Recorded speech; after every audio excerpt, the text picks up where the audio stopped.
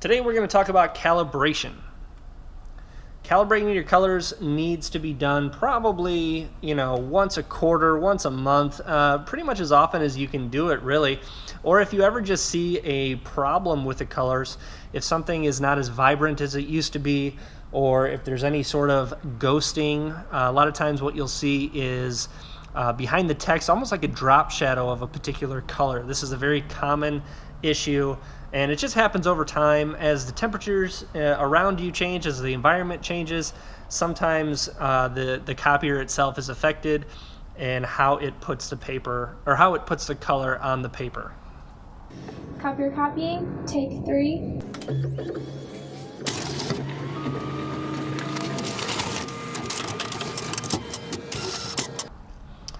All right, so let's get started. The first thing we're going to do is we're going to do 2 sets of calibration steps. First one is going to be the copy calibration. The second one's going to be the print calibration. The third thing we're going to do is called registration, and that's going to fix that issue with the ghosting or with that little drop shadow. A lot of times you'll see yellow or blue that's kind of just offset from your text. So let's get started. We're going to hit user functions. And this could be located in 2 different locations. Right here you can see we're in the user settings. And if I hit general, it has auto calibration, but there should be another one here that says calibration. If it's not there, like my particular machine is, I need to go into the admin tab, hit the password. The default password is 123456. Then I'm going to go back into general, and then I'm going to hit display level. You can see calibration and registration, they're both right here, but it's in the admin tab. So what I want to do is hit the display level and say, instead of admin on these 2 things, we want to say user. You don't have to do this. You can do it from the admin tab. I just like having it available for any user of the machine. So now if we return and go back to the user tab, back into general, you can see that those icons have now popped up. So it's up to you. You can leave it in the admin tab if you want, if you don't want just anybody doing this. But this is a very simple, straightforward process that anybody who does it, they're not going to screw it up. So I always put it in the user function tab. All right, so let's hit calibration. And you can see, like I said, we have copy and print. We're going to do the copy one first. And what it's going to do, the copier is going to do a couple things here. After we hit calibration.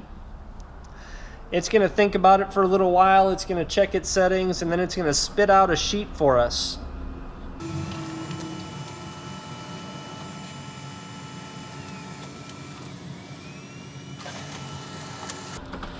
All right, so after about 20 or 30 seconds, this is the sheet that we get. And what we want to do is we want to put it on the scan glass with the black bars towards the left-hand side. Put it on the glass, close the top. Let the scanner scan it and calibrate itself. And then we're going to hit calibration again. We're going to do print and calibration. It's going to spit out another sheet that looks like this. It's a little bit different. It's a little bit offset, but we're going to do the same process.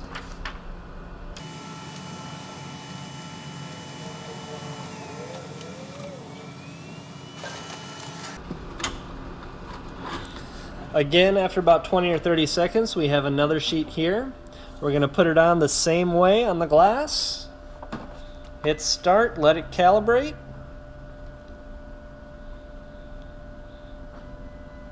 And there we go. Now I'm working on a 40 series machine, so after it scans those 2 sheets of paper, it's automatically going to apply whatever settings that it found that it needed to change.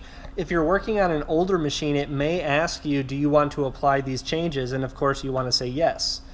The second thing we're going to do, we've completed both calibrations. Now we want to do that registration. And you can see by the icon, it kind of shows you that little ghosting scenario that I was talking about. So we're just going to hit that. It's going to ask us yes or no, do we want to run it? Yes, we do. This also takes about 20-30 seconds to complete.